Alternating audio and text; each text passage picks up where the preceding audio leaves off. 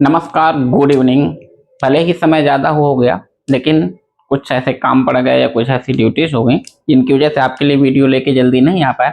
लेकिन अब हम लेके आए हैं आपके लिए एक ज़बरदस्त वीडियो, जो हमारे टीजीटी, पीजीटी, असिस्टेंट प्रोफेसर और बीपीएससी देने वाले भाइयों के लिए और वनडे एग्जाम देने के लिए सबके लिए बहुत ही उपयोगी होने वाली है। खासकर बीपीएससी जो दे रहे हैं और टीजीटी, पीजीटी जिनका एग्जाम है, भारत का भूगोल उनके लिए एक बहुत ही इंपॉर्टेंट टॉपिक है, जिससे हमेशा कोई ना कोई प्रश्न पूछता ही पूछता है।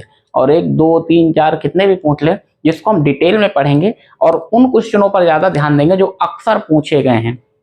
तो चलिए शुरू करते हैं कहानी भारत की। बात करें अपने भारत देश की, शुरुआत करते हैं भारत की कि भारत नाम पड़ा कैसे। क्या भारत के अलावा कोई और भी नाम है? एक भारत ही एक ऐसा देश है जिसको अन्य कई नामों से जाना जाता है। सिर्फ भारत ही नहीं, भारत के अलावा सबसे पहले बात करें कि भारत को एक नाम शुरुआत में दिया गया था, आर्यवर्त। आप सब जानते होंगे आर्यवर्त। आर्यवर्त क्यों कहा गया? तो भारत में आर्यवर्त की बात करें तो शुरुआत में जो वैदिक आर्य आकर बसे थे भारत में, जो सिंधु नदी के किनारे बसे थे, जो आर्य थे उन्हीं के नाम पर, यानी आर्यों का निवास करने वाला स्थान जो था उसी का नाम क्या दे दिया गया? उसी का नाम दे दिया गया आर्यवर्त। इस समय दो नाम प्रचलित थे, आपने आर्यवर्त सुना होगा, शायद आपने एक नाम और प्रचलित था उस समय, ब्राह्मवर्त। इसी में एक नाम और प्रचलित था आर्यवर्त के साथ साथ, ब्राह्मवर्त। ब्राह्मवर्त, आर्यवर्त के साथ साथ एक नाम जो और प्रचलित था उसका नाम क्या था? ब्राह्मवर्त। ब्राह्मवर्त उन लोगों के लिए था जो गैर आर्य, जो आर्य नहीं थे, जो दूसरे लोग थे वो आकर जो बस गए थे, उनके लिए शब्द प्रयोग हो रहा था ब्राह्मवर्त। यानी उनकी बस्तियां अलग थी, जो आर्यों की बस्तियां अलग थी। था वो भारत ही, लेकिन एक नाम था आर्यवर्त और दूसरा नाम था ब्राह्मवर्त। दूसरा नाम अगर आप देखें तो दूसरा नाम था आपका हिंदुस्तान। हिंदुस्तान तो आप सब जानते ही होंगे, हिंदुस्तान। हिंदुस्तान, हिंदुस्तान जो नाम दिया, ये नाम दिया था पारसियों ने। पारसियों ने नाम दिया, या इन्हीं को हम कहते हैं ईरानियों ने। आपसे क्वेश्चन पूछता है कई बार कि हिंदुस्तान नाम या हिंदुस्तान नामकरण किसने किया था, तो वो नामकरण किया था पारसियों। पारसियों के अलावा नाम, पारसियों को ही एक तरीके से हम क्या कहते हैं, ईरानियों। और हुआ कैसे इसका नामकरण? इसके नामकरण के पीछे एक कहानी है। जो ईरानी या जो पारसी थे वो सिंधु नदी को हिंदू नदी बोलते थे और वहां के निवासियों को हिंदूवासी बोलते थे। और इसी वजह से वहां के निवासियों, जहां जिस जगह पे निवासी यानी हिंदूवासी कहाँ निवास कर रहे हैं? हिंदुस्तान में निवास कर रहे हैं। बात समझ में आई? इसके बाद बात करते हैं कि इसकी जम्बू द्वीप, एक नाम और चला, जम्बू द्वीप।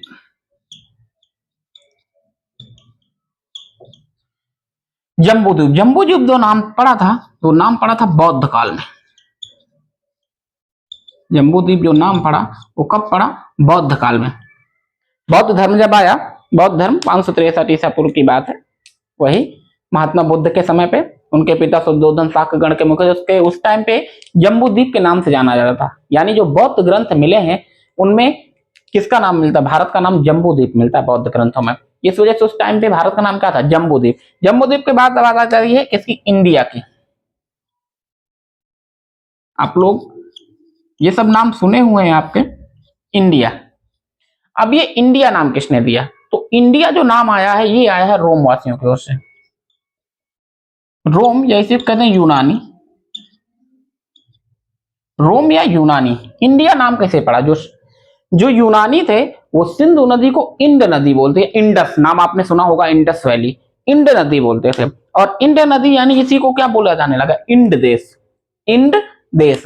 अब जिस प्रकार से आपने एक नाम सुना होगा, घरों में प्रचलित नाम था, एक समय गिलास नहीं चला करते थे, घरों में लोटा चलता था, तो जिसमें लोटा में या प्रत्यय लगा के लुटिया कर दिया गया। और जो महिलाएं या औरतें जो चोटियां बनाती हैं उसको उस समय चोटा कहा जाता था। तो उसी में या प्रत्यय लगा के जिस प्रकार चोटा से चुटिया बना और लोटा से लुटिया बना, उसी प्रकार इंड से क्या बन गया? इंड से आपका इंडिया बन गया। अब बात करते हैं भारत की। भारत जो वर्तमान में नाम हमें मिलता है, संविधान में हमें यही नाम मिलता है, इंडिया, दैट इज भारत। यानी इंडिया जो है वही क्या है? भारत।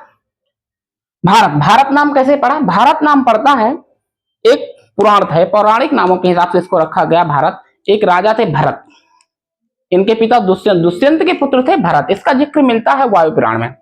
वायु पुराण में दुष्यंत के पुत्र भरत के नाम पे एक कबीला बना, भरत कबीला, और उसी भरत कबीले के नाम पे नाम पड़ा भरत। सिर्फ इसी में नहीं मिलता, एक पुराण और है, एक पुराण विष्णु पुराण। विष्णु पुराण में भारत नाम मिलता है और वहां के लोगों को भारतीय कहा गया, यानी जो उसमें निवास करते हैं या उसकी प्रजा को भारतीय कहा गया। क्लियर है? तो ये थे भारत के कुछ नाम। हम भारत के भूगोल से पहले थोड़ा इसको चर्चा कर लिया आपकी जानकारी के लिए। अब हम जानते हैं कि भारत के बारे में विशेष जानकारी। तो ये सब नाम थे, ये क्यों पड़ा? दुष्यंत के पुत्र के नाम पे भारत, और जिसका वायु पुराण और वायु पुराण के साथ साथ किसमें, विष्णु पुराण में इसका उल्लेख मिलता है। चलिए अब हम जानते हैं भारत के बारे में, जो कि आपके कंपटीशन के लिए, बहुत प्रतियोगी परीक्षाओं के लिए बहुत इंपॉर्टेंट होने वाला है।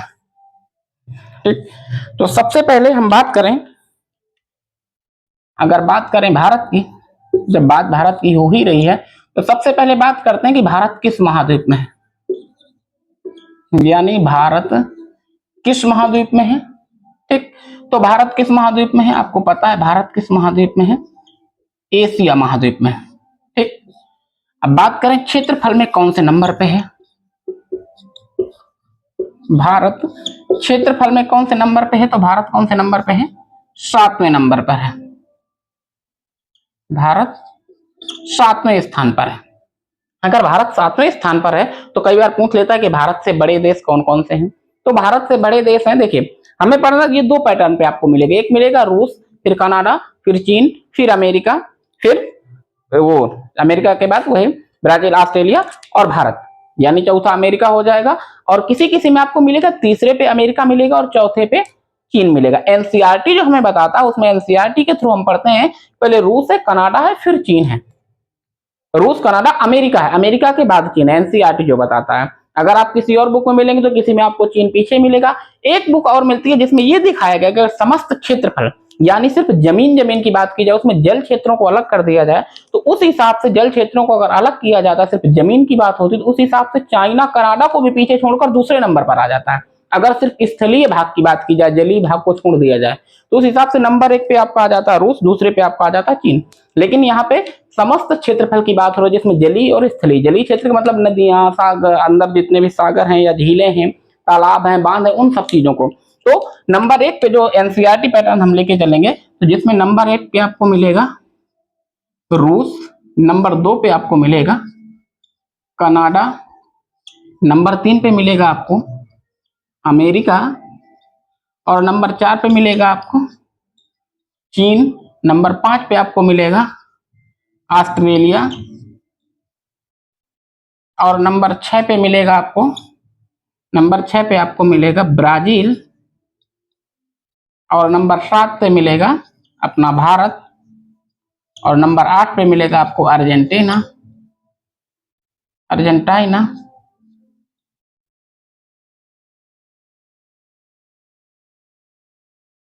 तो ये 7 देश भारत से अलग हैं। अब बात तो यहाँ देश, ये तो बड़ी सिंपल सी बात हो गई। अब बात यहाँ आती है कि चलिए ये 7वें नंबर पे है। अब संपूर्ण क्षेत्रफल की अगर बात की जाए तो कि संपूर्ण विश्व के क्षेत्रफल में भारत का क्षेत्रफल में प्रतिशत कितना है, तो संपूर्ण क्षेत्रफल की बात की जाए तो भारत का क्षेत्रफल है 2.43, यानी संपूर्ण क्षेत्रफल में भारत का क्षेत्रफल। अब आप कई बुकों में मिलेगा सिर्फ 2.4, क्लियर है, लेकिन हमें इसको पूरा लेके चलना। 4-3 क्या 4-2, और इसको करिएगा 2.42। कई बार कंपटीशन में क्या होता है, जब ज्यादा डीप पूछता है तो 2.41 भी रख देगा, 40 भी रख देगा, 42 भी रख देगा, 43 भी रख देगा। तो इस हिसाब से पूरा याद रखिए कि 2.42% है। संपूर्ण विश्व के संपूर्ण क्षेत्रफल की बात हो रही है, यहाँ सिर्फ भारत के क्षेत्रफल की बात नहीं कर रहे हैं हम, यानी संपूर्ण विश्व का जो क्षेत्रफल है उसमें भारत का क्षेत्रफल कितना, 2.42।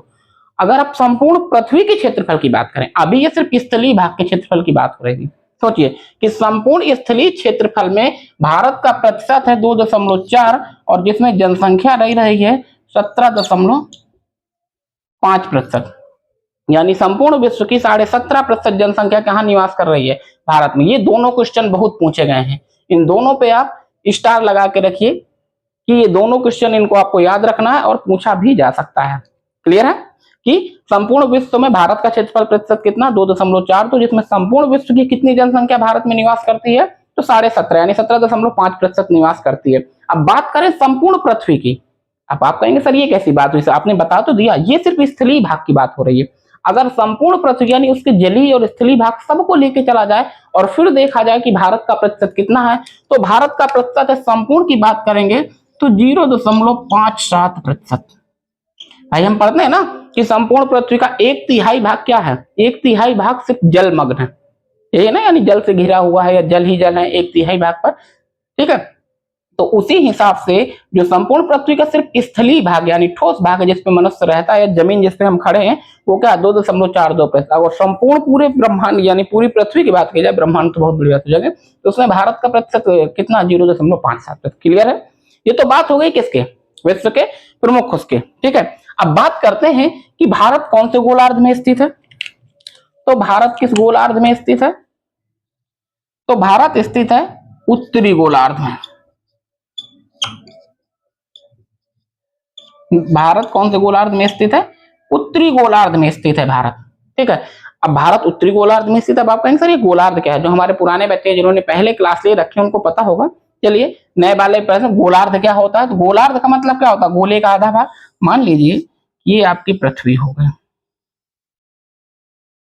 ठीक, इसके बीचे बीच से खींचे जाने वाली भूमि के मध्य से जो रेखा गई है उसी को हम लोग क्या बोलते हैं, भूमध्य रेखा, ठीक, जिसको हम कहते हैं 0 डिग्री रेखा, या इसी को हम लोग कहते हैं इक्वेटर लाइन।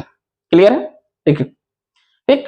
तो भूमध्य रेखा या विषुवत रेखा है जो पृथ्वी को 2 बराबर भागों में बांटती है, यानी पृथ्वी हमारा क्या है, गोला, जिसको हम कहते हैं पृथ्वी की हमारी आकृति कैसी, जियोइड। हम ये नहीं कहते कि नाशपाती है या गोल है या अंडाकार, नहीं, पृथ्वी हमारी कैसी, जियोइड। जियोइड का मतलब क्या होता है, लच्छाभ गोला, लगभग गोल, या जियोइड की मतलब कहीं ऊबड़ खाबड़ है, मतलब कहीं ऊपर है कहीं नीचे है। हम कैसे कह सकते हैं कि पृथ्वी गोल, आप देखते हैं इसमें हिमालय जैसे विशाल का पर्वत है और प्रशांत महासागर जैसे गहरे गहरे सागर महासागर भी हैं। हम कैसे कहते हैं कि पृथ्वी गोल हो, कहीं ऊपर होगा कहीं नीचे होगा। बात समझ में। इसी में देखिए आप लोगों ने ऊंची ऊंची बिल्डिंगें भी बना रखी हैं, कहीं पे नीचे नीचे खाइयां हैं, कहीं पहाड़ हैं, कहीं पर्वत है, तो गोल पृथ्वी हो सकती नहीं है। तो इसी वजह से इसका नाम दिया गया जियोइड। तो इस गोले यानी इस गोले के आधे भाग को हम क्या बोल देते हैं, गोलार्ध, यानी गोले का आधा भाग क्या हो गया, गोलार्ध। तो इसके जो ऊपर वाला भाग है इसी को हम लोग कहते हैं उत्तरी गोलार्ध, ठीक, नॉर्थर्न हेमिस्फीयर और साउथर्न हेमिस्फीयर, ठीक। और ये हो गया आपका दक्षिणी गोलार्ध, ठीक। तो ऊपर भारत कौन से गोलार्ध में हो गया, उत्तरी गोलार्ध में। अब आपसे 2 चीजें इसमें और पूछता है, भारत की अक्षांशीय और देशांतरी स्थिति। हमारे बहुत से छात्र इस बात को नहीं जानते कि अक्षांश क्या है और देशांतर क्या है, ठीक है। अक्षांश यानी लॉन्गिट्यूड और लैटिट्यूड, लॉन्गिट्यूड लैटिट्यूड आपने किसी भी मानचित्र में देखा होगा या पृथ्वी पर या मानचित्र पर जो भी आपके घर में लगा होगा, आपने देखे होंगे, उसमें 2 प्रकार की रेखाएं बनी रहती हैं, एक इस प्रकार की ऊपर से नीचे की ओर, ठीक, और एक इस प्रकार से बनी रहती हैं, ठीक। 2 प्रकार की रेखाएं आपने जरूर देखी होंगी। तो इनमें आप लोग सबसे पहले हमने दिशा बताई थी कि जो ऊपर वाली दिशा है उसे हम कहते हैं नॉर्थ, नीचे वाली दिशा को साउथ, और इधर ईस्ट और इधर वेस्ट, यानी उत्तर दक्षिण पूरब पश्चिम। इन्हीं 4 शब्दों से मिलकर आपका बना हुआ है न्यूज, NEWS, न्यूज, यानी चारों दिशाओं की जो हमें जानकारी दे वो क्या होती है, न्यूज। तो इसमें आप लोग देखेंगे जो पश्चिम से पूर्व की ओर या पूर्व से पश्चिम की ओर खींची गई काल्पनिक रेखाएं, काल्पनिक इसलिए कहेंगे क्योंकि ऐसी रेखाएं एक्चुअल में यानी हकीकत में पृथ्वी पर कहीं खींची हुई नहीं है, सिर्फ मानी गई हैं। क्लियर है। तो इसमें जो पश्चिम से पूर्व की ओर खींची गई जो रेखाएं हैं इन्हें हम कहते हैं अक्षांश रेखाएं। अक्षांश रेखाओं की संख्या हम अभी तक कितना पढ़ रहे थे कि अक्षांश रेखाओं की संख्या 180 होती है। 180 का मतलब समझ रहे हैं, 180 यानी पूरी, यहां से लेके यहां तक ये जब पूरी खींचती चली तो यहाँ पे सिर्फ एक बिंदु बचता, दोनों ध्रुवों पर क्या बचता, सिर्फ एक बिंदु। एक बिंदु भी एक क्या होता है, एक तरीके से वो भी एक वृत्त। तो अगर आपसे पूछेगा कि ऊपर कितनी है तो हम कह देते हैं ऊपर 90 और नीचे 90, ये क्या है, अक्षांश वृत्त। हर एक अक्षांश रेखा मान लीजिए कि एक समय के लिए इसमें खिंचाएंगे कि पूरा क्या बन जाएगा, वृत्त बन जाएगा जो अक्षांश रेखा होगा। तो हर अक्षांश रेखा एक संपूर्ण अक्षांश वृत्त होती है। क्लियर है, ठीक।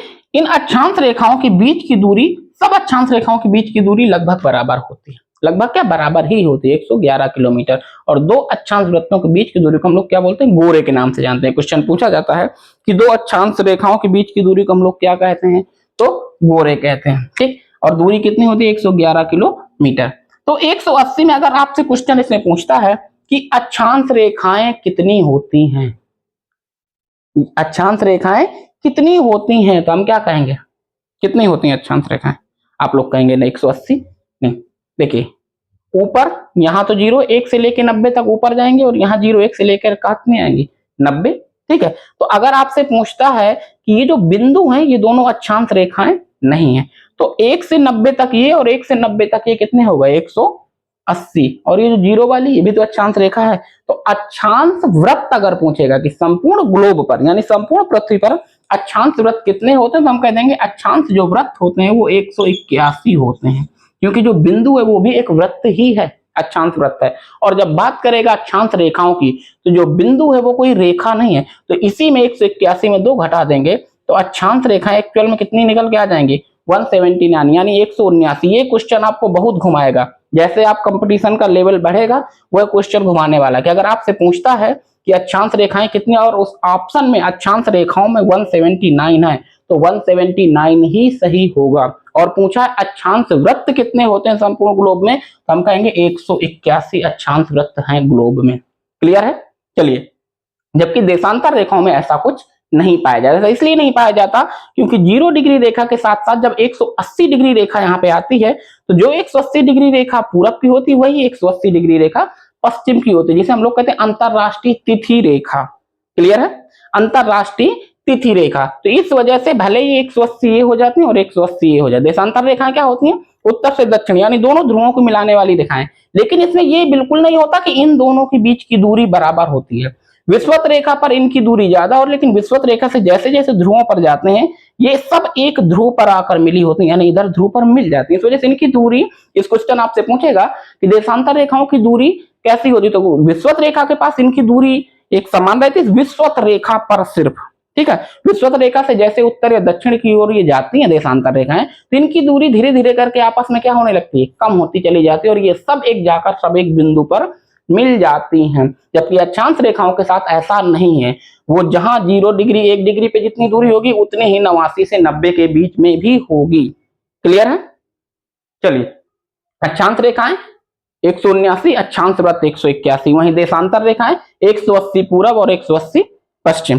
क्लियर है? अब इन्हीं अक्षांश और देशांतर रेखाओं से बनती हमारे भारत की स्थिति की। भारत की अक्षांशीय स्थिति क्या है पूछता है ना, तो हम कहते हैं भारत की अक्षांशीय स्थिति। अब यहाँ पे भी ध्यान देने वाली बात, 2 तरीके से पूछेगा भारत की अक्षांशीय स्थिति, भारत की मुख्य भूमि की अक्षांशीय स्थिति और संपूर्ण भारत की। अब आप कहेंगे सर ये कैसी बात हुई, संपूर्ण भारत और मुख्य भारत अलग अलग है। हाँ जी, अलग अलग है। संपूर्ण भारत की जब बात होगी तो उसमें आप लोगों ने पढ़े होंगे भारत में 2 द्वीप समूह पाए जाते हैं, कि भारत में 2 द्वीप समूह हैं। ठीक, अब कौन कौन से द्वीप समूह हैं, चलिए उनको भी देख लेते हैं। पहले तो हम थोड़ा सा भारत का मैप ड्रा करेंगे तब हमारे ये चीज समझ में आने वाली है।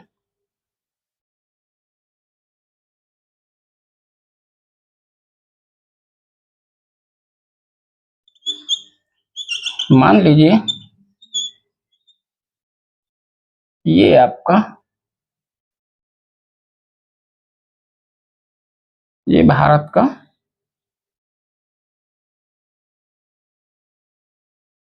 मैप हो गया।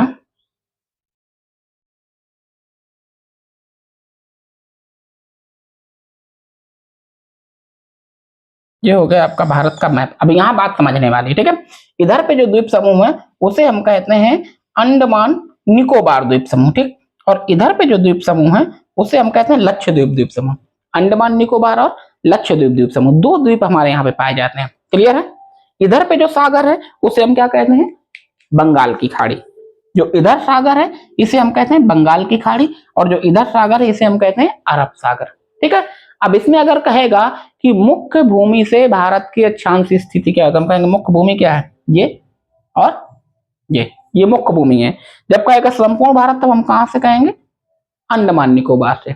अब इसमें भी क्या कहें, आप कहेंगे क्या सर अलग अलग है, बिल्कुल अलग अलग है। जब मुख्य भूमि की बात करेगा कि मुख्य भूमि की अक्षांशीय वो कितनी है, तो हम कहेंगे 8 डिग्री 4 मिनट उत्तरी अक्षांश, उत्तरी अक्षांश से 35 डिग्री 6 मिनट उत्तरी अक्षांश। ठीक, यानी यहां से 8 डिग्री से शुरू होता है और यहां 37 डिग्री खत्म होता है। ये भारत की क्या है, अक्षांशीय स्थिति। जब कहेगा संपूर्ण भारत, यानी यहां से लेंगे तब हम कहेंगे 6 डिग्री 45 मिनट उत्तरी अक्षांश। 6 डिग्री 45 मिनट उत्तरी अक्षांश से 37 डिग्री 6 मिनट उत्तरी अक्षांश। ठीक, यानी भारत का एक सबसे दक्षिणी और एक सबसे उत्तरी सिरा। अब भारत यहाँ पश्चिम में कहां से शुरू होता है, पूरब में कहां से कहां तक जाता है। अब इस स्थिति के लिए हम क्या कहेंगे कि भारत, अब ये जो रेखा हमने क्या बताया कि जो ग्लोब पे जो सीधी रेखाएं थी वो अक्षांशीय थी और जो तिरछी थी उनको हम क्या कह रहे थे, वो देशांतर रेखाएं थी। तो देशांतरी स्थिति भारत की क्या हो जाएगी कि 68 डिग्री 7 मिनट से 68 डिग्री 7 मिनट पूर्वी देशांतर से 97 डिग्री 25 मिनट पूर्वी देशांतर। एक भारत की बात कर रहे हैं कि यहां पे जो देशांतर है वो देशांतर कौन सा है, वो है 37 डिग्री 6 मिनट। ठीक, जो यहां पे देशांतर है वो क्या है, 6 डिग्री 45 मिनट। जो यहां पे देशांतर है वो है 8 डिग्री 4 मिनट। 2 डिग्री का फर्क है। ठीक है, अब आपको आंसर 2 डिग्री से 2 डिग्री का मतलब बहुत, 111 किलोमीटर। ठीक है, अब ये जो अंडमान निकोबार द्वीप समूह है, यहां से मात्र जो भूमध्य रेखा है हमारी मात्र 876 किलोमीटर दूर है।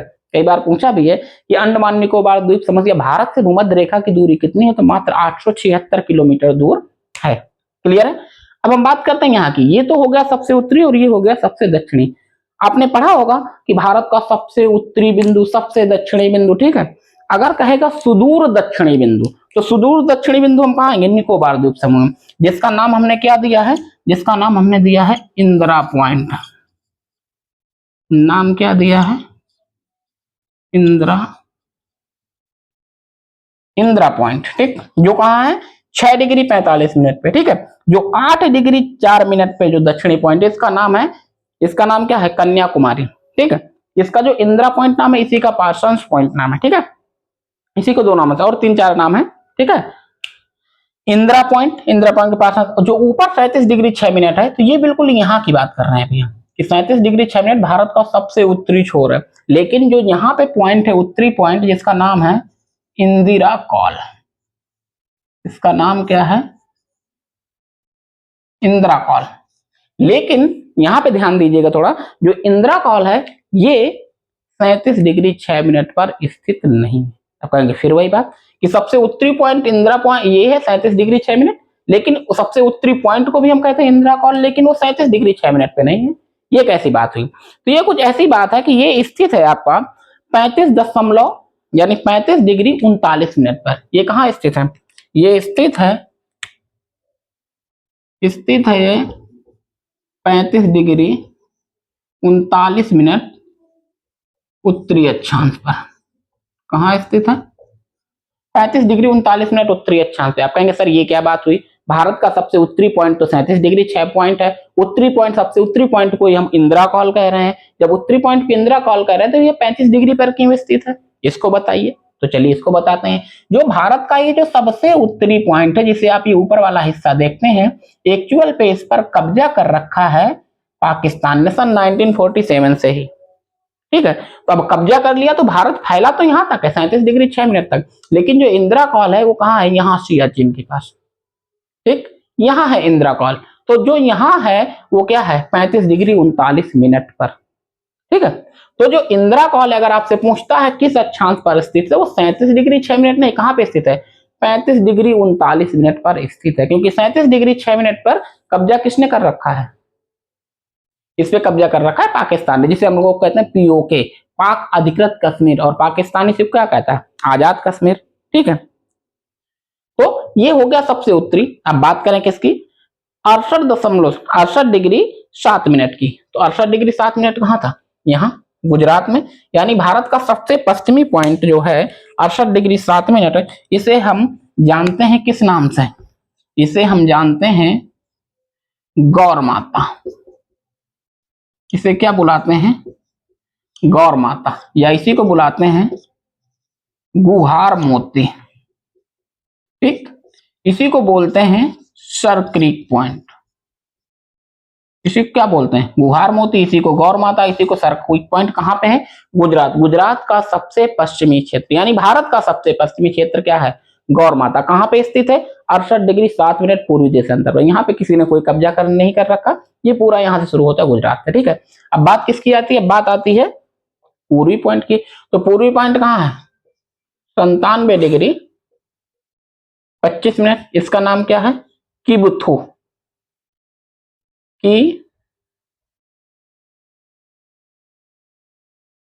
किबिथु, किबुथु। किबुथु कहां पे है, ये है आपके अरुणाचल प्रदेश में, ये भी आपको याद रखना। ठीक है, कई बार किबुथु ना देगा, अरुणाचल प्रदेश दे सकता है। ठीक है, तो भारत का सबसे उत्तरी पॉइंट इंदिरा कॉल, सबसे दक्षिणी पॉइंट इंदिरा पॉइंट, सबसे पूर्वी किबुथु, सबसे पश्चिमी गौर माता या गुहार मोती या सर क्रीक। अब ये तो बात हो गई पॉइंटों की। अब पॉइंटों के साथ साथ इसकी लंबाई चौड़ाई भी तो होगी कुछ। तो बात करें लंबाई की, तो भारत की लंबाई और चौड़ाई कई बार क्वेश्चन पूछा, इस पे भी स्टार लगा के रखिएगा। ठीक है, जो भारत की ऊपर से नीचे यानी उत्तर से दक्षिण जो लंबाई है, ये लंबाई है 3214 किलोमीटर, और जो पूरब से पश्चिम है ये है 2933, यानी इंदिरा कॉल से मुख्य भूमि की लंबाई बताई गई है। ठीक है, ये इंदिरा पॉइंट तक नहीं, ये कहां तक है, कन्याकुमारी। अगर आपसे पूछेगा भारत का दक्षिणी बिंदु कौन सा, तो हम कहेंगे कन्याकुमारी इंदिरा। जब कहेगा सुदूर दक्षिणी बिंदु यानी सबसे दूर वाला, सुदूर कौन सा, तब हम कहेंगे इंदिरा पॉइंट। याद रखिएगा इस बात को। ठीक है, क्वेश्चन को घुमाता है, जिस प्रकार से आप लोग नदियों में पढ़ते हैं ना कि दक्षिणी गंगा किसे कहते हैं, तो हम कहते हैं गोदावरी को, वृद्ध गंगा किसे कहते हैं, गोदावरी को। और उसी में क्वेश्चन कह दिया कि दक्षिण की गंगा, अगर क्वेश्चन में क्या लगा देता दक्षिण की गंगा, तो हम कहते दक्षिण की गंगा तो कावेरी है, लेकिन दक्षिणी गंगा गोदावरी। कई लोग यहीं पे कंफ्यूज हो जाते हैं, ये क्वेश्चन कई बार पूछा है। जब दक्षिणी गंगा पूछेगा तो हम गोदावरी करेंगे, जब दक्षिण की गंगा पूछेगा तो कावेरी। हम नदियों वाले चैप्टर में आगे पढ़ेंगे डिटेल्स इसके बारे में, क्यों ऐसा कहते हैं बाद में जानेंगे। तो अब आप कहेंगे सर इसमें कंफ्यूज बड़ा होते हैं कि 3214 उत्तर से दक्षिण है, 2933 पूरब से पश्चिम है, तो कंफ्यूज क्यों होना। देखिए, अगर हम ऐसे आपको दिख रहे हैं लंबाई में, तो लंबाई में ज्यादा दिख रहा है कि चौड़ाई में ज्यादा दिख रहा है, लंबाई में ज्यादा दिख रहा है। तो जब लंबाई में ज्यादा दिखेंगे मतलब जो ज्यादा है वो क्या है, लंबाई है, और चौड़ाई क्या है, कम है। तो इस चीज को आपको याद रखना है। ठीक है, कि जो लंबाई है वो 3214 है, और जो चौड़ाई है वो कितनी है, 2933। क्लियर है, इस क्वेश्चन को बहुत पूछा जाता है। ठीक, लंबाई। अब तो ये बात हो गई लंबाई चौड़ाई की, अब बात करते हैं भारत के क्षेत्रफल की। ठीक, तो यहां पे लिखते हैं क्षेत्रफल, कि भारत का क्षेत्रफल कितना है, तो हम कहेंगे भारत का क्षेत्रफल है 32,87,263 वर्ग किलोमीटर। क्लियर है ना, ये जिसमें आपको ऑप्शन दे देता है 32.8 या 3.2 ऐसे कुछ करके दे देता है। ठीक, तो आपको पूरा याद रखना है कि भारत क्या वो कितना, भारत जनसंख्या में कौन सा। आज भी अगर हम देखेंगे 2020 में जो यूएनओ ने दिया, 2020 तक हम क्या थे, नंबर 2 पर ही थे। ठीक है, कि हम नंबर 2 पर है, नंबर 1 पर नहीं है। ठीक, क्षेत्रफल के बाद अब बात आती है जनसंख्या की। तो हमारे जनसंख्या के आंकड़े जब तक नहीं बदलेंगे, जब तक भारत के भूगोल की बात कर रहे हैं हम, जब तक नहीं हम बदल के दे सकते, जब तक हमारी अगली जनगणना के आंकड़े नहीं आ जाते। इसी वजह से जब क्वेश्चन पूछता है तो इसमें आप लोग ध्यान देंगे 2011 की जनगणना के अनुसार, यही कहता है ना, तो 2011 की जनगणना के अनुसार भारत की जनसंख्या कितनी थी, यही पूछता है। ठीक, चलिए, तो क्षेत्रफल के अनुसार भारत क्षेत्रफल कितना है, 32,87,263 वर्ग किलोमीटर। अब बात करें कि चलिए 32,87,263 वर्ग किलोमीटर भारत का क्षेत्रफल हो गया। भारत की देखिए चारों तरफ से सीमाएं भी लगती हैं। तो भारत की अगर स्थलीय सीमा की बात करें, स्थलीय सीमा, तो स्थलीय सीमा भारत की कितनी है, लगभग 15,200 किलोमीटर। पूर्णांक में ले लेते हैं 15,200 किलोमीटर। ठीक, तटीय सीमा, अगर तटीय सीमा की बात करें, मुख्य भूमि। ठीक, मुख्य भूमि नहीं भूलना है, भारत को जब तक पढ़ना है तो मुख्य भूमि नहीं भूलना है कि मुख्य भूमि की भारत की तटीय सीमा कितनी है, हम कहेंगे 6100 किलोमीटर। ठीक, मुख्य भूमि कितने, 6100 किलोमीटर। संपूर्ण कह देगा कि संपूर्ण तटीय, कि संपूर्ण तटीय सीमा कितनी है, तो हम कहेंगे 7,516.6। 7,516 संपूर्ण, यानी अंडमान निकोबार और लक्षद्वीप को भी जोड़ देंगे इसमें। ठीक है, इस चीज को अब कई लोग इसमें कंफ्यूज होंगे जो पहली बार इस चीज को देख रहे होंगे, सर ये 15,200, ये 6100, ये 7,516। तो चलिए अब इसको समझते हैं कि ये है क्या। ठीक है, स्थलीय सीमा और तटीय सीमा, इनको मिटा देते हैं। आप लोगों ने इसको देख ही लिया होगा, या फिर इसको फिर से ड्रा कर लेते हैं, 2 मिनट की बात है।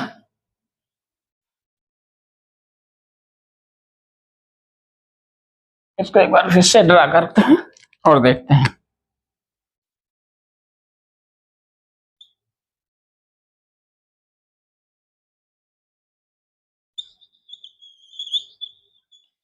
कि आप लोगों ने पढ़ा स्थलीय सीमा और तटीय सीमा, तो इसको थोड़ा सा ध्यान देने वाली बात है, तो देखते हैं इसमें क्या ध्यान देने वाली आखिर बात है।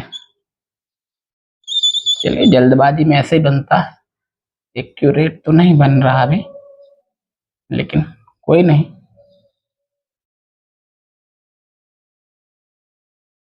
बन जाएगा वो भी।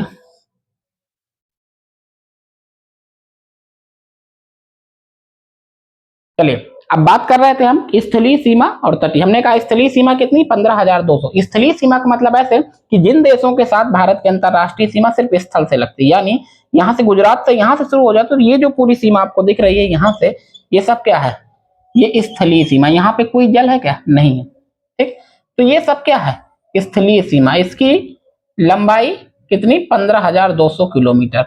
अब ये अलग अलग देशों के साथ अलग अलग है, और कहीं अलग अलग देशों के साथ अलग अलग। जी हाँ, बात करें यहाँ पे हमारा देश, पड़ोसी देश कौन सा है, बांग्लादेश। यहाँ पे कौन है, चीन। यहाँ पे कौन है, नेपाल। यहाँ पे कौन है, भूटान। ठीक, यहाँ पे कौन है, पाकिस्तान। यहाँ कौन है, अफगानिस्तान। ठीक, और यहाँ पे कौन है, म्यांमार।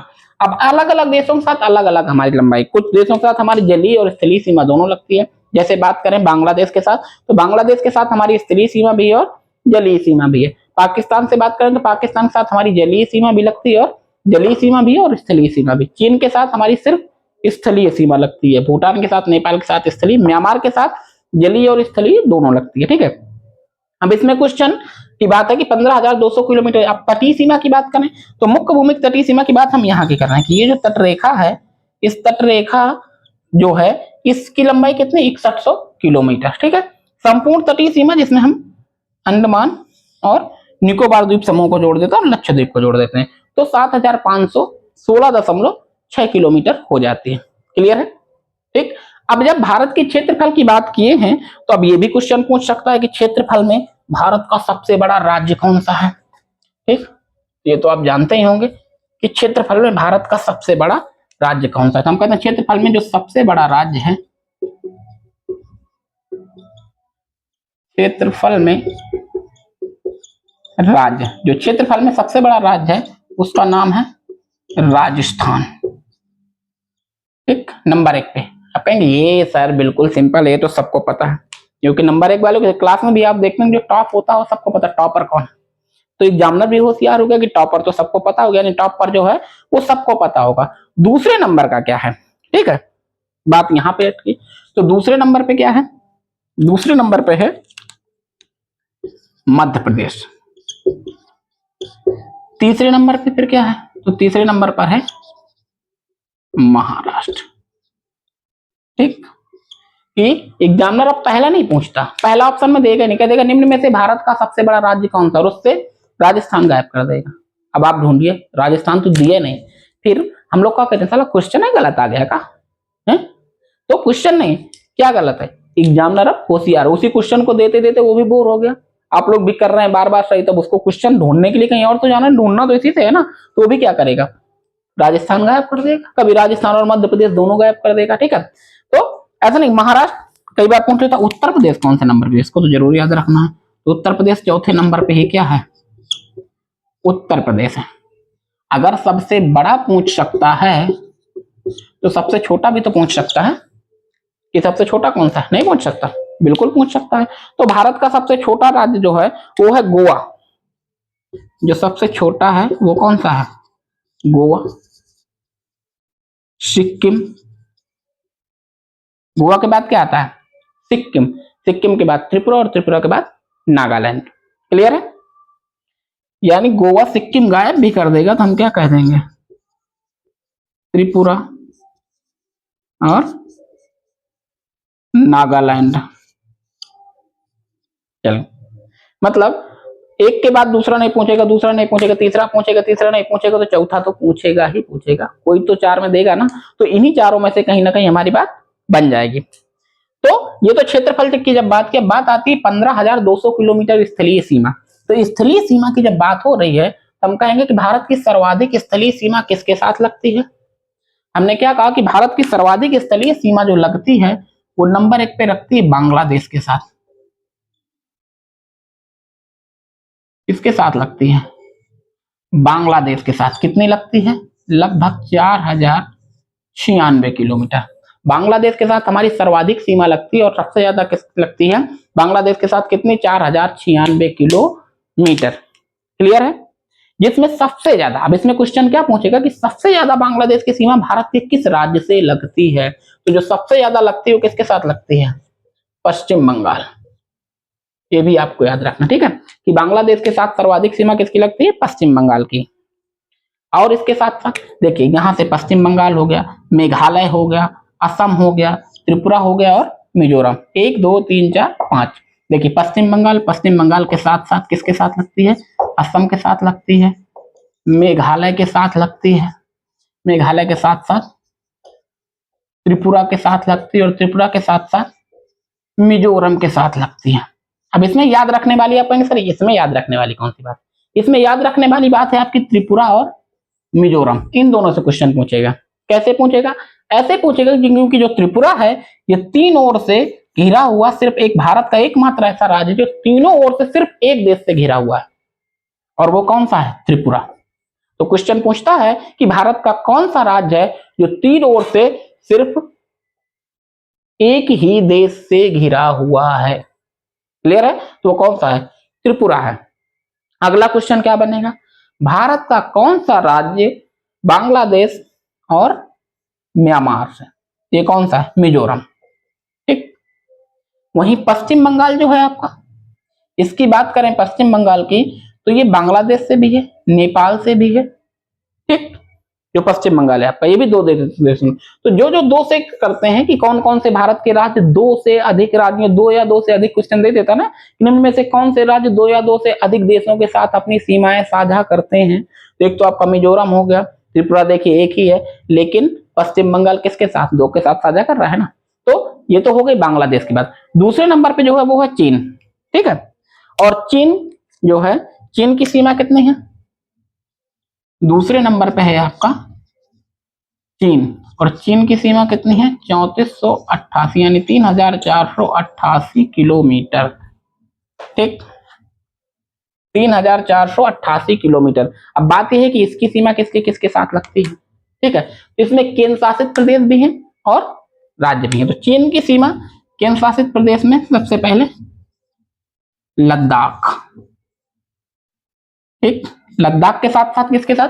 हिमाचल प्रदेश, उत्तराखंड, उत्तराखंड के साथ सिक्किम और सिक्किम के साथ अरुणाचल प्रदेश।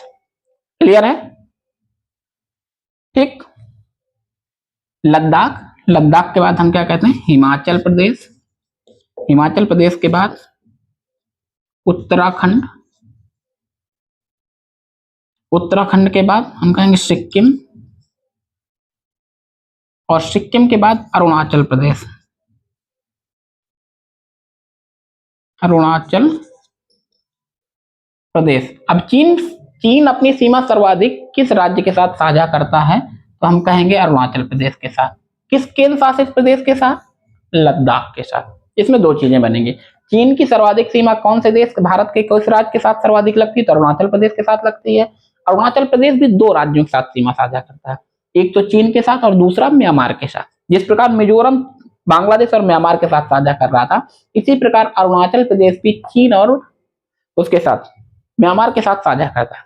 क्लियर है? इसमें लद्दाख साझा करता है इसके साथ भी, और पाकिस्तान के साथ भी, और अफगानिस्तान के साथ भी।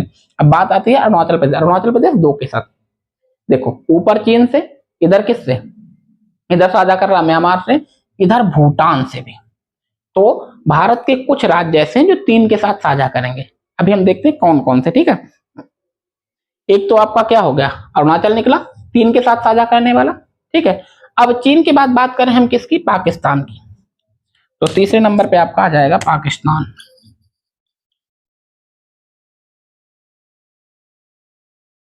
पाकिस्तान की सीमा कितनी है, तो ये है 3323 किलोमीटर, 3323 किलोमीटर। क्लियर है। इसके साथ लगने वाली सीमाएं जो है हमारी, एक तो लगता है राजस्थान,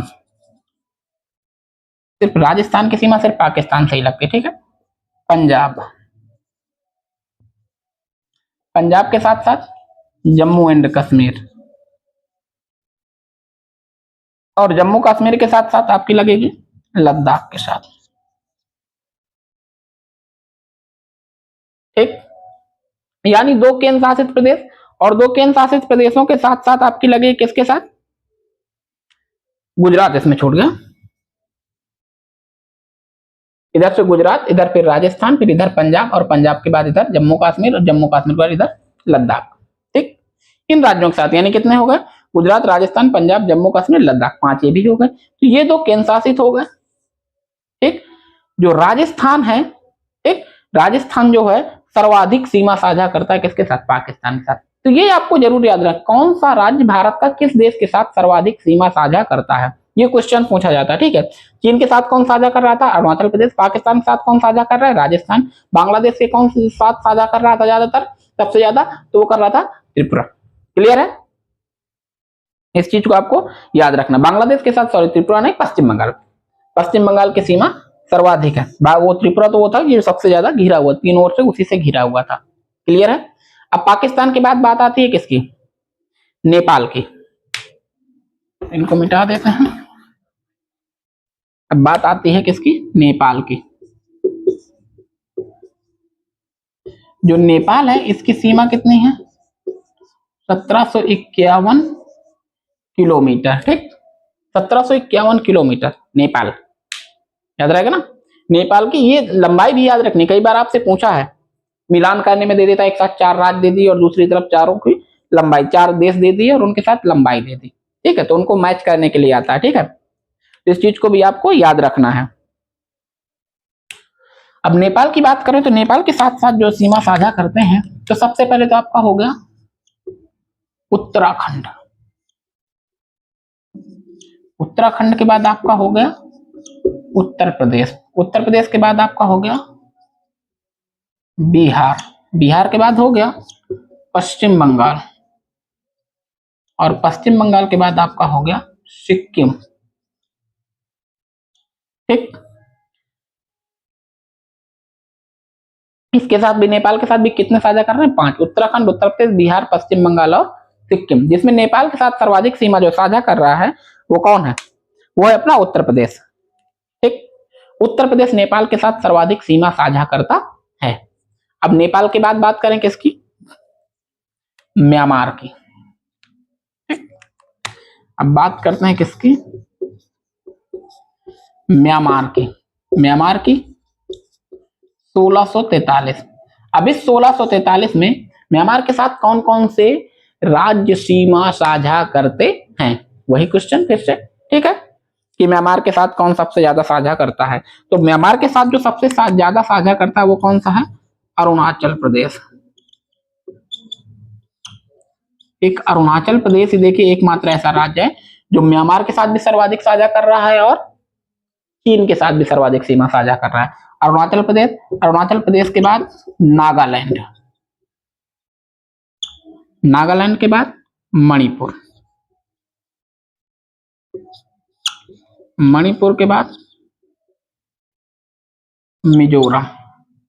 ठीक, 4 राज्यों के साथ 1643 है इसकी पूरी लंबाई, जिसमें सबसे ज्यादा साझा करता है अरुणाचल प्रदेश के बाद नागालैंड, मणिपुर, मिजोरम, 4 देशों के साथ तो चार, मतलब चार राज्यों के साथ म्यांमार हमारे साथ सीमा साझा करता है। क्लियर है। अब बात किसकी आती है? भूटान की। अब बात करते हैं हम किसकी? भूटान। भूटान के साथ सीमा लगती है हमारी 699 किलोमीटर। ठीक, भूटान। अब भूटान के साथ सीमा लगती है सबसे पहले किसकी? देखिए यहाँ पे भूटान, इधर हो गया सिक्किम, इधर हो गया अरुणाचल प्रदेश, और इधर हो गया आपका असम। असम के साथ साथ इसी में कौन आ गया? आपका पश्चिम बंगाल। ठीक, क्या हो गया? एक हो गया अरुणाचल प्रदेश, अरुणाचल प्रदेश, अरुणाचल प्रदेश के बाद असम, असम के साथ अरुणाचल प्रदेश, असम, और इधर क्या हो गया? सिक्किम, और सिक्किम के बाद हो गया आपका अरुणाचल प्रदेश, असम, सिक्किम और पश्चिम बंगाल। ठीक है। अब आप कहेंगे सर इसमें याद रखने वाली क्या? सबसे पहली चीज याद रखने वाली बात है इनकी लंबाई कितनी है। किस देश के साथ बांग्लादेश सर्वाधिक किसके साथ साझा कर रहा था? पश्चिम बंगाल के साथ। चीन की लंबाई 3488 सबसे अधिक साझा कर रहा था अरुणाचल प्रदेश के साथ, और केंद्र शासित में लद्दाख के साथ। क्लियर है। बात करें पाकिस्तान की, पाकिस्तान की लंबाई 3323 किलोमीटर सबसे अधिक ज्यादा कर रहा था राजस्थान के साथ, और केंद्र शासित में बात करें तो सर्वाधिक साझा कर रहा था किसके साथ? ये भी जम्मू कश्मीर के साथ, केंद्र शासित की बात करेंगे तो। ठीक है। इसके बाद बात आती है नेपाल की। नेपाल की लंबाई कितनी है, यानी नेपाल के साथ हमारी अंतरराष्ट्रीय सीमा कितनी लगती है? 1751। सर्वाधिक साझा कर रहा है नेपाल हमारे साथ किसके साथ? उत्तर प्रदेश के साथ। अब बात करें म्यांमार की, तो म्यांमार, म्यांमार की लंबाई 1643 सर्वाधिक साझा कर रहा है अरुणाचल प्रदेश के पास। बात करें भूटान की, लंबाई 699 किलोमीटर और साझा कर रहा है सर्वाधिक किसके साथ? भूटान हमारा, भूटान सर्वाधिक साझा कर रहा है असम, पश्चिम बंगाल और सिक्किम। ये सबसे ज्यादा साझा कर रहा है असम के साथ। ठीक, असम के साथ सर्वाधिक सीमा साझा कर। अब ये एक देश बचा कौन? अफगानिस्तान। उसको भी देख लेते हैं, अफगानिस्तान को भी।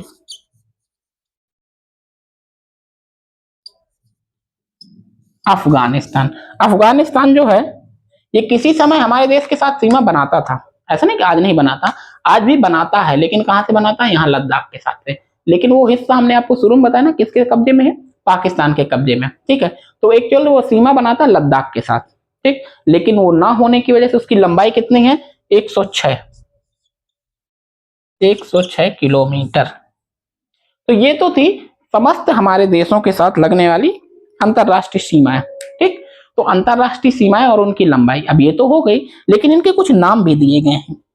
नाम कब दिए गए, किसने दिए, किसको जानते हैं? क्लियर है। चलिए तो इसको भी जान लेते हैं। सबसे पहले बात करते हैं किसकी? डूरंड रेखा की। सबसे पहले हम बात करेंगे किसकी? डूरंड रेखा की। रेखा का नाम है डूरंड रेखा।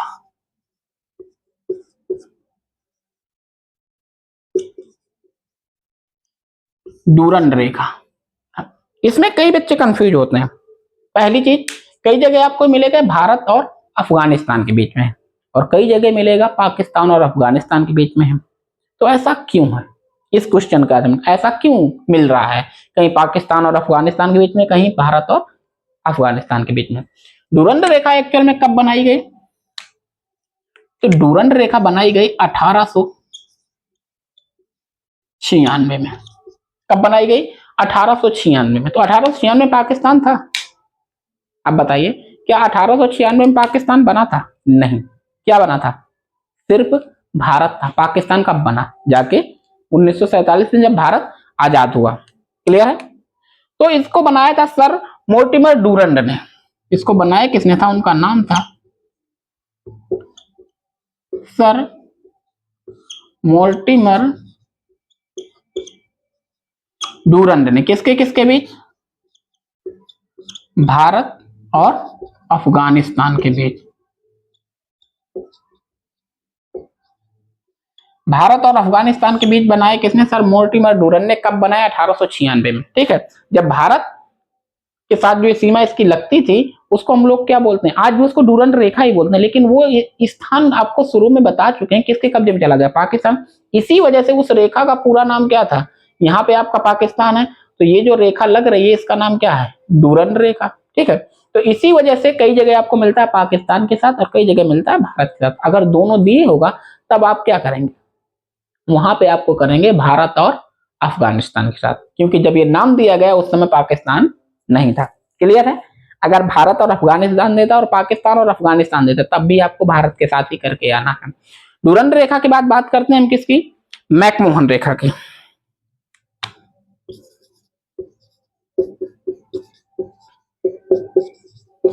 मैकमोहन रेखा किसके किसके बीच है, भारत और चीन के बीच। कब बनाई गई, 1914। क्लियर है, कब बनाई गई, 1914। डेट क्या थी, 27 अप्रैल।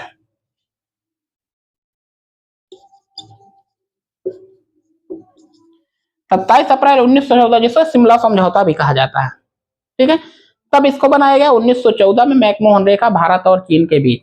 1914 में बनाया गया, 1949 तक चीन के जो वहां पे पहले जो 1949 के पहले जो दल थे या जो राज शासन में थे उन्होंने इस रेखा को माना। 1949 में जब वहां साम्यवादी दल आया, साम्यवादी दलों की सरकार हुई, तब से क्या हुआ, तब से उन्होंने मैकमोहन रेखा को मानने से इनकार कर दिया और कहा कि अब तो वो दावा तो उत्तराखंड और अरुणाचल प्रदेश में भी करता है कि ये भी मेरे हैं, सिक्किम भी मेरा, भूटान नेपाल सब मेरा है। आपको पता है चीन को एशिया का अजगर कहा जाता है।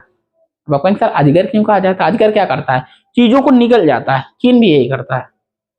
निगलने का मतलब ये है कि जो चीन है वो क्या करता है, आसपास के देशों के जितने भी इसके पड़ोसी देश हैं, यहाँ जैसे म्यांमार की बात करें, इसकी जमीन हड़प ली, वियतनाम की जमीन हड़प ली, थाईलैंड की जमीन हड़प ली, इस प्रकार से क्या करता है, सबकी जमीनें हड़प लेता है। यहाँ भारत का इतना जो हिस्सा है ना, अक्साई चीन ग्लेशियर, इसको हड़प रखा, कब्जा कर लिया था 1962 के युद्ध में। ठीक है, जिस प्रकार चाइना पाकिस्तान इधर कब्जा किया, इधर कब्जा किया। ठीक, इस प्रकार से कई हिस्सों में आज भी दाऊद और उसके साथ हमारी सीमा हमेशा कभी शांति प्रिय नहीं रही। ठीक, मैकमोहन रेखा की बात ये हो गई। अब बात आती है किसकी, रेड क्लिफ की। हाँ, इसको बनाया किसने था, मैकमोहन रेखा, इसका नाम था हेनरी मैकमोहन। उस समय जो था जिसने बनाया, हेनरी मैकमोहन। अब बात आती है किसकी, रेड क्लिफ की।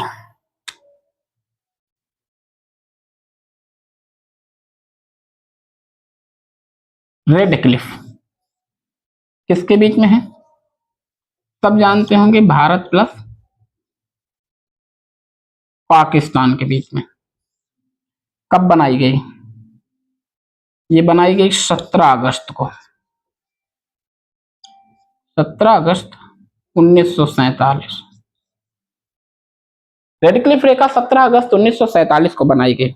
इसको बनाया किसने था, रेड क्लिफ ने। ज्यादातर जिसको मैकमोहन ने, हेनरी मैकमोहन ने बनाया, तो रेखा का नाम क्या होगा, मैकमोहन रेखा। जिसको रेड क्लिफ ने बनाया, इस प्रकार से। जिसमें हुआ क्या था उस समय, देखिए जो बांग्लादेश देख रहे हैं उस समय ये क्या था, पाकिस्तान। इसको हम लोग कहते थे पूर्वी पाकिस्तान और इसको कहते थे पश्चिमी पाकिस्तान। तो इसमें जाति के आधार पर यानी धर्म के आधार पर पंजाब में जो था सिखों और मुस्लिमों को बीच में रेखा खींचनी थी, यहाँ पे था बंगला और मुस्लिमों के बीच में, बांग्ला भाषी और मुस्लिमों के बीच में खींचनी थी। तो ये इस दोनों रेखाओं को जब बनाया गया उस टाइम पे, तो इसका नाम क्या दिया गया, रेड क्लिफ रेखा। ठीक है, रेड क्लिफ रेखा, जिसको एक तरीके से जिसका गठन एक कमीशन बनाया गया था और उस कमीशन का नाम है, आप लोगों से पूछ सकता है, इसको याद रखिएगा, उस कमीशन का नाम था बॉर्डर कमीशन। ठीक, बॉर्डर कमीशन, बॉर्डर कमीशन का गठन किया गया था, जिसमें रेड क्लिफ ने रेखाएं बनाई, इस प्रकार से खिंचा दिया कि ये भारत और पाकिस्तान 17 अगस्त 1947 को, यानी भारत की आजादी के बाद, आजादी के बाद लड़ाई हो रही थी, हम यहाँ रहेंगे हम यहाँ रहेंगे, तो रेखा बाद में बनाई गई, तो 17 अगस्त को बनाई गई। ठीक, अब बात आती है एक और बनता है इधर पे, ये जो आप श्रीलंका देख रहे हैं, श्रीलंका भारत से जुड़ा नहीं है, अलग है। अब ये श्रीलंका जो अलग है, अलग कैसे, यहाँ पे हमने बताया क्या है, बंगाल की खाड़ी, यहाँ क्या है, अरब सागर। क्लियर है, अरब सागर बंगाल की खाड़ी, यहाँ पे एक खाड़ी पड़ती है श्रीलंका के नीचे साइड, जिसे हम कहते हैं मन्नार की खाड़ी। ठीक, और इधर मन्नार की खाड़ी के ऊपर इधर पड़ता है, श्रीलंका के इस पोर्शन पे पड़ता है पाक की खाड़ी, इधर पाक की खाड़ी और इधर मन्नार की खाड़ी। इन दोनों के बीच में जल का एक पतला रास्ता है, सकरा, और उसका नाम क्या है, पाक जल डमरू मध्य, नाम क्या है उसका, जो यहाँ पे है इसका नाम है पाक जल संधि जिसको कहते हैं। बताएंगे सर जल संधि क्या हुई, ये कोई रेखा नहीं, पाक जल संधि, जल का एक पतला रास्ता जो दो बड़े जल समूहों को मिलाता है उसे हम क्या कहते हैं, जल संधि कहते हैं। क्लियर है, यानी जो बड़े जल स्तरों को मिलाता है और स्थल भागों को अलग करता है, यानी जलीय क्षेत्रों को मिलाने वाला और स्थल भागों को अलग करने वाले क्षेत्र को हम क्या कहते हैं, जल संधि। क्लियर है, इसी का नाम क्या पड़ा, पाक जल संधि। यहां से इसकी चौड़ाई लगभग 64 से लेके 137 किलोमीटर तक है, और इसको बनाया किसने था, इसको बनाया था रॉबर्ट पाक ने। क्लियर है, इधर रेडक्लिफ, इधर मैकमोहन, इधर डूरंड और इधर पाक जल संधि। ये क्वेश्चन कई बार पूछा है कि पाक जल संधि किन देशों को अलग करती है। ज्यादातर जो बच्चे पढ़े नहीं तो पाक का नाम सुनते सोचते पाकिस्तान होगा तो पाकिस्तान और भारत कर देते, नहीं, कौन है, पाक जल संधि भारत और श्रीलंका को अलग करती है। इसमें ध्यान देने की बात है, देखिए ये क्वेश्चन पूछते पूछते काफी पुराना हो गया तो एग्जामिनर भी बोर हो गया, तो उसने क्या किया, पाक जल संधि कौन से दो जल क्षेत्रों को अलग करती है, जोड़ती है, यानी कौन से दो जलीय क्षेत्रों को जोड़ती है। ठीक है, अब उसमें भारत और श्रीलंका पे दे देगा, तो कई बच्चे जल्दबाजी में पाक जल संधि देखे उसमें आगे नहीं देखते, बस पाक जल संधि देखे और भारत और श्रीलंका पे टिक कर दिए, तो ये नहीं करना। पाक जल संधि किन दो जलीय भागों को जोड़ती है, तो अगर उसमें मन्नार की खाड़ी और पाक की खाड़ी दी हुई है, यहां ध्यान देने वाले बात है कि अगर मन्नार की खाड़ी पाक की खाड़ी दी हुई तो यही दो भागों को जोड़ती है। हो सकता है ऑप्शन में दिए वो भारत श्रीलंका, मन्नार की खाड़ी पाक की खाड़ी, मन्नार की खाड़ी बंगाल की खाड़ी, या हिंद महासागर और बंगाल की खाड़ी, तब उसमें सही क्या होगा, मन्नार की खाड़ी और पाक की खाड़ी। अगर उसमें मन्नार की खाड़ी और पाक की खाड़ी नहीं देगा तब वो किसको जोड़ेगा, हिंद महासागर और बंगाल की खाड़ी को, क्योंकि इन्हीं के दोनों के बीच से होकर ये रास्ता जा रहा ना, तो फिर ये इन दोनों को जोड़ेगा। क्लियर है, इस बात को याद रखना है आपको कि अगर मन्नार की खाड़ी और पाक की खाड़ी ना दी, मान लो पाक की खाड़ी नहीं दी, मन्नार की खाड़ी और बंगाल की खाड़ी दी है तो आप उसको सही करेंगे। अगर पाक की खाड़ी ऑप्शन में नहीं है तो, और पाक की खाड़ी और हिंद महासागर दी है, मन्नार की खाड़ी नहीं दी, तब आप इसको सही करें। क्लियर है, पाक की खाड़ी बंगाल की खाड़ी दी है तो वो सही नहीं होगा क्योंकि इनके तो ये तो मिले ही हुए हैं। ठीक है, तो पाक की खाड़ी और मन्नार की खाड़ी ये तो बिल्कुल सही वो हो गया, और अगर मन्नार की खाड़ी नहीं दी, पाक की खाड़ी हिंद महासागर दी है तो फिर ये सही होगा। मन्नार की खाड़ी दी है, पाक की खाड़ी नहीं दी, बंगाल की खाड़ी दी है तो फिर मन्नार की खाड़ी और बंगाल की खाड़ी सही होगा। क्लियर है, आशा करते हैं जितनी चीजें बताई वो सब आपको एकदम से क्लियर हो गई होंगी। ठीक है, अब बात करते हैं किसके, तटीय क्षेत्रों की, यानी भारत की तट रेखा से लगने वाले राज्य। कहेंगे सर तट रेखा, तट रेखा यानी जो हमारी समुद्री सीमा, हम बताए थे ना कि भारत की मुख्य समुद्री सीमा 6100 किलोमीटर है। ठीक है, इसमें क्वेश्चन क्या पूछता है कि सर्वाधिक तटीय रेखा वाला राज्य कौन सा है, तो सबसे पहले कितने राज्य लगते हैं, तो भारत के 9 राज्य लगते हैं, 4 केंद्र शासित। तो यानी अगर आपसे क्वेश्चन पूछता है कि कितने राज्य और केंद्र शासित है तो कुल मिला के कितने हो जाएंगे, 13। लेकिन हम लोगों ने तो रट्टा मार के रखा है 9 का, तो कई बार जल्दबाजी में हम 9 पे ही टिक कराते हैं और एक नंबर अपना जोड़े, एक क्वेश्चन ये भी सही। बाद में क्वेश्चन पूरा पढ़ते हैं कि उसने पूछा था कि भारत के कितने राज्य और कोष्टक में दिया केंद्र शासित प्रदेश समुद्री तट रेखा से सीमा बनाते हैं।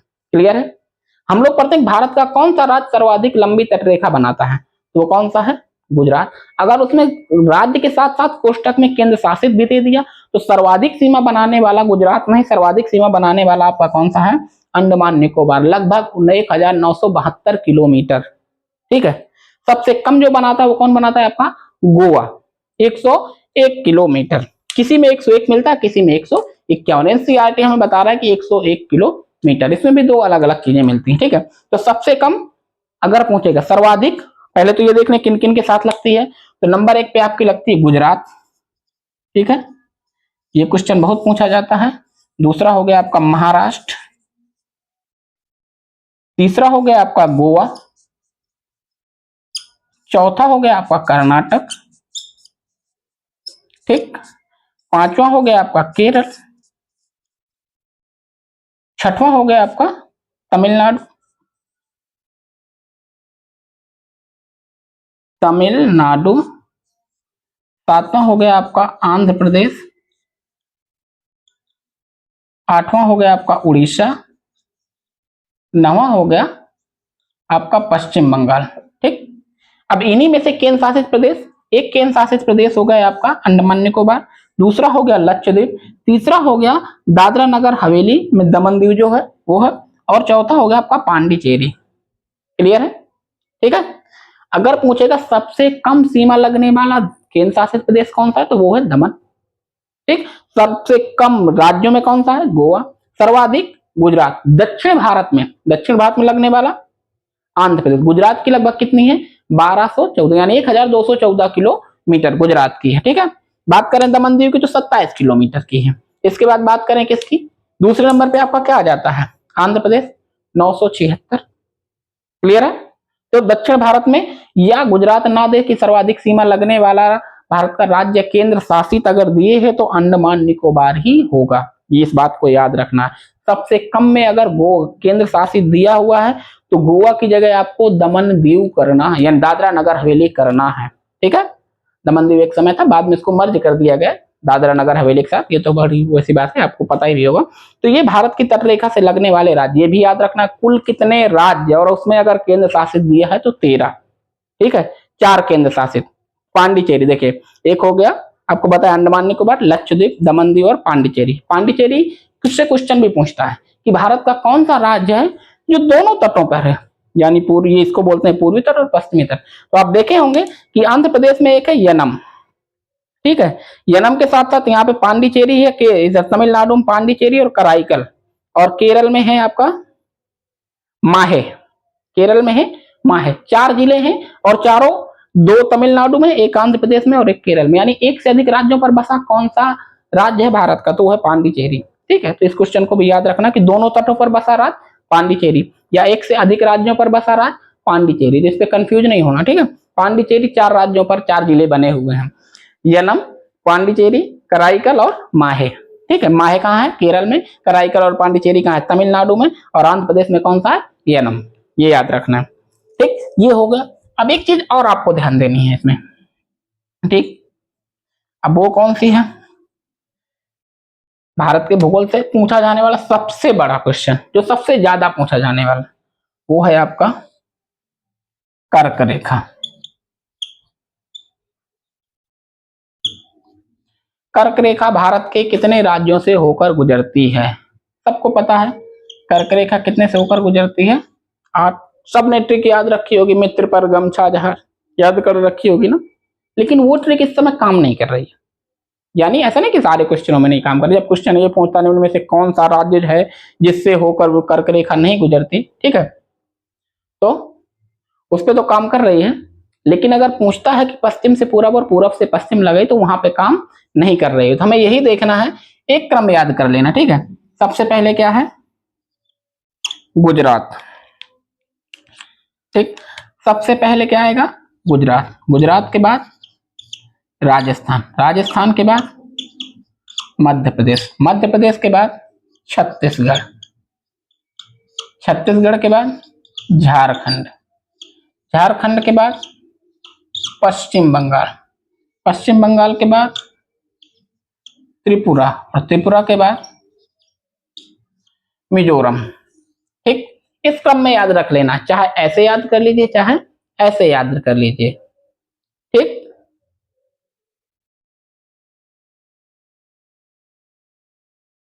गुजरात, राजस्थान, मध्य प्रदेश, छत्तीसगढ़, झारखंड, पश्चिम बंगाल, त्रिपुरा और मिजोरम। 1 2 3 4 5 6 7 8 हो गए 8 राज्य। और इन 8 राज्यों में वो चाहे पश्चिम से पूछेगा चाहे पूरब से पूछेगा। ठीक है। तो इसमें आपको क्या हमेशा ये याद रहेगा कि चाहे वो ये भी पूछेगा कौन सा नहीं है। ज्यादातर पूछता क्या है? मिजोरम हटा के मणिपुर रख देता है। ये नहीं करेगा यही पूछेगा, कई बार क्या करता है मध्य प्रदेश उत्तर प्रदेश भी कर देता है। ठीक है। आंध्र प्रदेश भी कर देता है। कभी उसके बारे में भी जानेंगे। ठीक है, कि वो कहाँ पे है।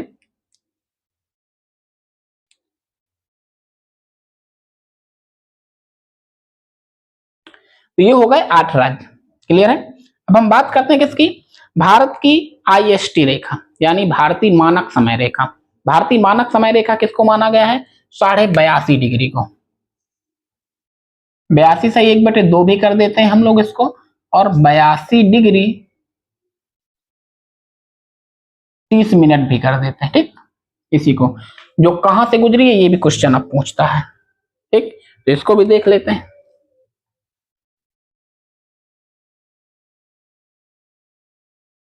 ठीक, ये कितने राज्यों से होकर गुजरी है? भारतीय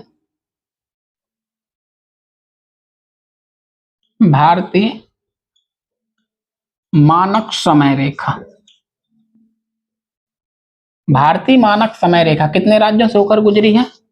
5 राज्यों से। कौन सी है? 82.5 डिग्री। कई बच्चों को यह समझ में नहीं आता सर ये 82.5 डिग्री क्या है। ठीक है, हमने शुरू में आपको बताया था, तो कपड़े से ही पूछना पड़ेगा, इसको थोड़ा समझ लेते हैं क्या है ये। ठीक, ने कहा था कि जो ग्लोब है यार, इसके बीच से जो रेखा गई उसे हम कहते हैं भूमध्य रेखा। इसी प्रकार जिसे हम कहते हैं 0 डिग्री अक्षांश रेखा, इसी प्रकार है 0 डिग्री देशांतर रेखा भी है। ठीक, 0 डिग्री देशांतर जिसे हम कहते हैं अंतरराष्ट्रीय समय रेखा, जीएमटी, ग्रीन मेटेरियल लाइन। ठीक, ग्रीनविच रेखा जो लंदन के एक ग्रीनविच वेधशाला से होकर गुजरी, जिस वेधशाला के नाम पर इसका नाम पड़ गया ग्रीनविच रेखा। अब पूरे हमने क्या बताया था, देशांतर रेखाओं की संख्या कितनी है? हमने बताया था कि जो संपूर्ण ग्लोब पर जो रेखाएं हैं उनकी संख्या कितनी है? 360। 360 है ना, 180 पूरब और 180 पश्चिम। जब भी 1 डिग्री देशांतर आगे बढ़ते हैं, 1 डिग्री देशांतर पूरब आगे जाने पर समय बढ़ जाता है कितना? 4 मिनट। 1 डिग्री पूरब जाने पर यानी 0 डिग्री पर से, जैसे मान लीजिए कि 0 डिग्री पर 12 बजा है तो 1 डिग्री पर 12:04 होंगे। ठीक, वहीं अगर हम कह दें कि 1 डिग्री पश्चिमी देशांतर, 1 डिग्री पश्चिमी देशांतर कितना हो जाएगा? ये भी 4 मिनट। लेकिन यहां पे जो पूर्वी देशांतर पे होगा यहां पे समय प्लस होगा और यहाँ पे समय माइनस होगा। आप कहेंगे सर कि प्लस माइनस मतलब क्या? हम कह रहे हैं कि 0 डिग्री देशांतर पर कितना है? 12। अब 0 डिग्री से 1 डिग्री पूरब बढ़े तो 12:04। अब 4 मिनट तो यहाँ पे भी फर्क पड़ेगा। तो अगर 1 डिग्री पश्चिम है, पश्चिमी देशांतर है, तो इसमें 12 बजने में 4 मिनट घटा देंगे तो क्या हो जाएगा? 11:56। यानी इधर जाएंगे तो समय कम घटेगा उससे और इधर आएंगे तो बढ़ेगा। इसी वजह से आप लोग देखें कहते हैं कि भारत का जो समय है वो अंतरराष्ट्रीय समय से यानी जीएमटी से 5.5 घंटा आगे है। तो कई बच्चे तो इसको रट्टा मार देते हैं 5.5 घंटा आगे है। ठीक है, लेकिन अब आगे कैसे? हमने क्या कहा कि 1 डिग्री देशांतर पर कितना बढ़ रहा है? 4 मिनट। हमने कितना कहा कि 82.5 यानी 82 डिग्री कितना? 30 मिनट, यही ना। तो 1 डिग्री पर कितना बढ़ रहा है? 4 मिनट। तो हम कहते हैं कि 82 डिग्री पर कितना बढ़ेगा? तो 82 गुणे 4 कर लेते हैं। ठीक, तो कितना हुआ? 4 दूनी 8 और 4 8 32। ये क्या निकल आया? 328 मिनट। 328 मिनट निकल आया। लेकिन 1 डिग्री पर बढ़ता है 4 मिनट, तो ये आधा डिग्री भी तो है। तो आधा डिग्री पर कितना बढ़ेगा? 2 मिनट। जब 1 डिग्री पर 4 मिनट बढ़ रहा है, सिंपल सी बात है कि 1 डिग्री पर 4 मिनट बढ़ रहा है तो आधा डिग्री पर कितना बढ़ेगा? 2 मिनट। तो पूरा कितना हो गया? 330 मिनट। अब इस 330 मिनट को किस में डिवाइड कर लेंगे? घंटे में। तो घंटे में, 1 घंटे में कितने मिनट होते हैं? 60। 60 से इसको डिवाइड कर दीजिए तो कितने बार जाएगा? 5 बार। कितना आ जाएगा? 300। बचेगा कितना? 30। ये जो बचा है क्या बच गया? मिनट। और ये जो निकला है क्या निकला है? घंटे।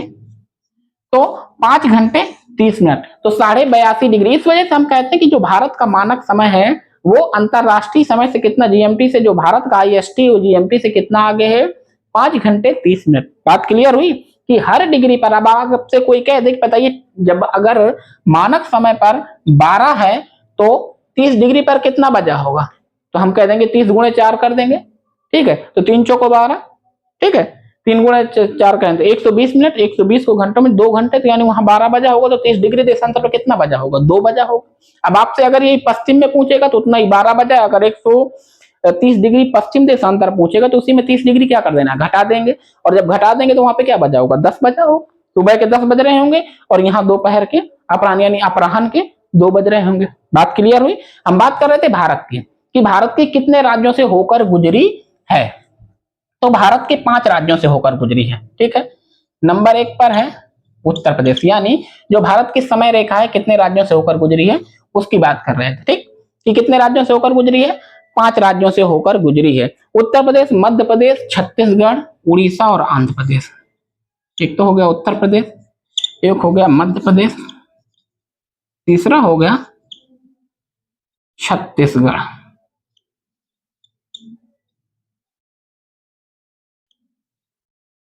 छत्तीसगढ़, छत्तीसगढ़ के साथ चौथा है उड़ीसा, तो कहते हैं ओडिशा कहते हैं, और पांचवा है आपका आंध्र प्रदेश। अब ये क्वेश्चन भी बहुत पूछा जाता है कि भारतीय समय रेखा कितने राज्यों से होकर गुजरती है, 5 राज्यों से। अब ये भी पूछते पूछते एग्जामिनर बोर हो गया। भारत का समय, अंतरराष्ट्रीय समय कहाँ बनाया गया, किस जगह पे, तो कहाँ बनाया गया है, इलाहाबाद के पास नैनी में, यानी मिर्जापुर। क्या हो गया है, मिर्जापुर में, ठीक। अब उससे भी वो एग्जामिनर बोर हो गया, क्योंकि ये क्वेश्चन बहुत बार पूछा गया। एग्जामिनर ने क्या कही, नई ट्रिक निकाली कि कर्क रेखा और अंतरराष्ट्रीय समय रेखा दोनों एक दूसरे को किस जगह पर काटती हैं। समझ रहे हैं कि जो कर्क रेखा भारत के 8 राज्यों से होकर गुजरी है और जो भारत की समय रेखा है, ये दोनों कहीं ना कहीं एक दूसरे को काटती हैं। तो इस जगह का नाम बताओ। लो, ये भी कोई सवाल हुआ, लेकिन एग्जामिनर को नहीं मिला तो पूछ लिया। तो ये कहाँ काटती है, छत्तीसगढ़ में। छत्तीसगढ़ में भी कहाँ, जगह का नाम है सरगुजा।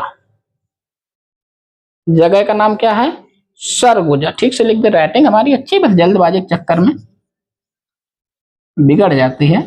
जगह का नाम क्या है, सरगुजा, ठीक है। यानी सर खुजा से याद रखेंगे, जब समझ में ना कोई चीज याद ना आए कि क्या था, तो आप सर खुजाएंगे तो याद आएगा सर खुजा, यानी सरगुजा, ठीक है। तो ये इसकी ट्रिक है कि कहाँ पे काटती हैं दोनों रेखाएं, ठीक। भारत का समय कहाँ से निर्धारित होता है, इलाहाबाद के, यानी इलाहाबाद पहले नैनी, तब क्या होगा, मिर्जापुर। कितने राज्यों से होकर गुजरती है समय रेखा, 5 राज्यों से होकर गुजरती है। कौन सी है, 82.5 डिग्री। अंतरराष्ट्रीय समय से कितना आ गया, 5 घंटे 30 मिनट। पर डिग्री देशांतर पर कितना समय बदलता है, 4 मिनट। पूरब आने पर 4 मिनट बढ़ जाता है और पश्चिम जाने पर 4 मिनट घट जाता है। क्लियर है। तो ये थी भारत की भूगोल की कुछ ऐसी चीजें जो सबसे ज्यादा पूछी जाती हैं एग्जाम में, ठीक है। अभी हम इसके अगले भाग में हम लोग पढ़ेंगे भारत के प्रमुख पर्वतीय क्षेत्र, प्रमुख पर्वत, प्रमुख चोटियां, भारत के आसपास के देशों के प्रमुख पर्वत। साथ साथ हम पढ़ेंगे भारत के भूगोल में भारत की नदियां, अपवाह तंत्र, भारत के बांध, यानी संपूर्ण भारत को हम इसमें पढ़ने वाले हैं। तो ये थी भारत के भूगोल के लिए आपके लिए पहली क्लास। कैसी लगी मुझे कमेंट करके जरूर बताएं। धन्यवाद।